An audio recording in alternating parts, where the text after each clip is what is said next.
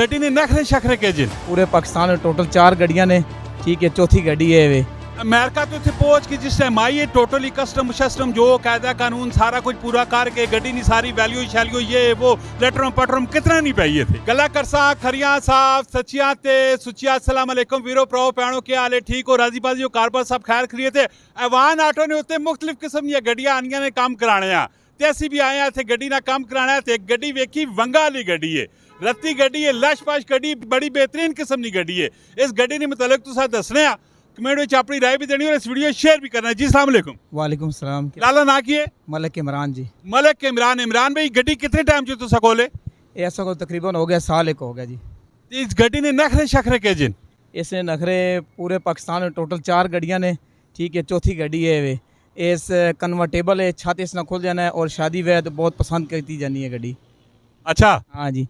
और दूसरी ये गल है कि ये पूरे इस इलाके माशाल्लाह पहली गड्डी है, इस्लामाबाद पिंडी हर जगह माशाल्लाह जा रही है, ठीक है जी। इसना जनाब अली बहुत ज़्यादा धूम है माशाल्लाह। वेरी गुड बेहतरीन हो गया। तुसा आंदी किथों में ये असा बाहरों मंगवाई है अमेरिका तो जी। ये राणा तनवीर साहब असा ने ओनर हैं, ये उन्हें बाहरों मंगवाई है अमेरिका तो माशाल्लाह। ते अमेरिका चो थे पाकिस्तान पहुंचने तकरीबन कितना टाइम लगा?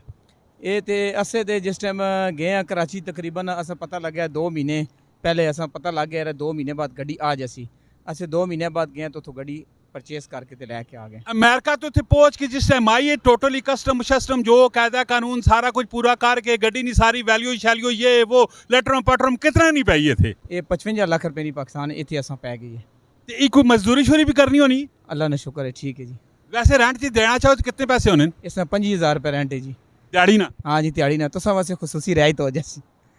नहीं मैं नहीं ब्याह शा करना, नहीं मैं नहीं ब्याह शा कर से खसूसी डिस्काउंट हो सी मैं नहीं करने। इमरान भाई तो बस काफ़ी है समझो। ते और अगे इस तरह की मसला क्यों है पैवान आटो तुसी आए पे हो? बस ये छोटा जिहा एक फॉल्ट है मोटर ना, तो अलियास उस्ताद और माशाल्लाह कट है ते इंशाल्लाह हने जी ओके वे कोई जी गल नहीं।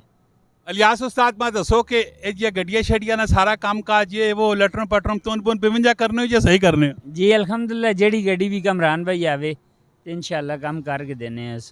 वेरी गुड जी बेहतरीन हो गया। अगर तुसा भी इलियास भाई ने दुकाना चाहे पे हो तो कमेंट में अपनी राय देनी है और अगर नहीं आए पे हो गड्डी ने अगर कोई मसला मसाइल होया पे ते तुसी यार रेडी इलियास भाई कोल भी आ सकते हो। हर तरह की गड्डी तसल्ली बख्श ना काम तुसा ना थे उसी और माशाल्लाह जी गड्डी वेखिए दिल तबीयत खुश होइए। तुसा नहीं भी यार रेडी तबीयत खुश होइए उसी मिलने नेक्स्ट वीडियो जी। फी अमान अल्लाह पाकिस्तान जिंदाबाद।